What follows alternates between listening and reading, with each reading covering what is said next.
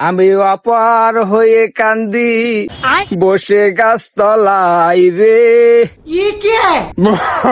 এ ছিলিপিলি কে কথা শুনছে না বাবু। টাকা পয়সা নেই, বিয়ে বাড়ি জামা কাপড় কি দিয়ে দেওয়া লাগবে জামাই রে। টাকা পয়সা দেয়, খুব টেনশনের মধ্যে আছি। ছেলেপিলি কেউ কথা শুনছে না। लेकिन ये साला कर क्या रहे हैं आप? বলে নানান কাবাসা গান ধরিয়েন না আব্বা আপনি। ঈদ ঘুরতে যাওয়া মোটরসাইকেল নিয়ে একটু টাকা পয়সা দিলে ভালো হতো, বুঝতে পারছেন না? শালার আমি বেই টেনশনে বাঁচি না, আবার বেই যাবাই রে। জামা কাপড় কিনে দেওয়া লাগবে আর ও মন্দির পুত। আরে টাকা নিয়ে যায় তোর বন্ধু বান্ধবের পিছনে, তুই টাকা খরচ করে সব টাকা উড়িয়ে দিবি। হ্যাঁ এই মিজাজ গরম করাবি না, বুঝছিস? তুই একটা মাত্র বলে বোনের বাড়ি কবার গেছিলি রে? হ্যাঁ বোনের বাড়ি কবার গেছিলি? আমার মেয়ে নিয়ে আমার টেনশনে যান বাঁচা না, আর তুই আবার টাকা চাইতে আসছিস আমার কাছে। কোনো টাকা পয়সা নাই, এখন টাকা পয়সা দেওয়া যাবে না।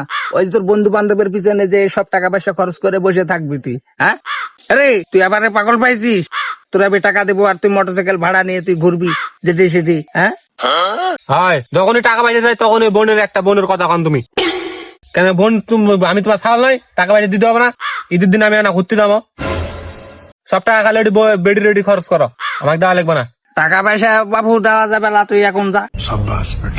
যদি এমনি ফ্রি ঘোরার কোন জায়গায় প্রোগ্রাম থাকে তাহলে প্রোগ্রাম সেরে ফেলা।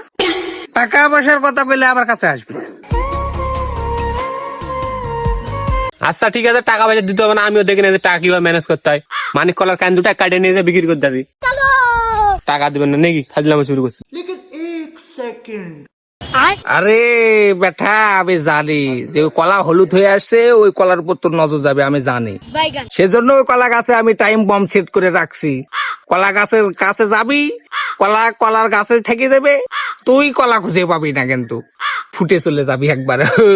কিরম কথা, ছিলিবিলি কলা খাবি।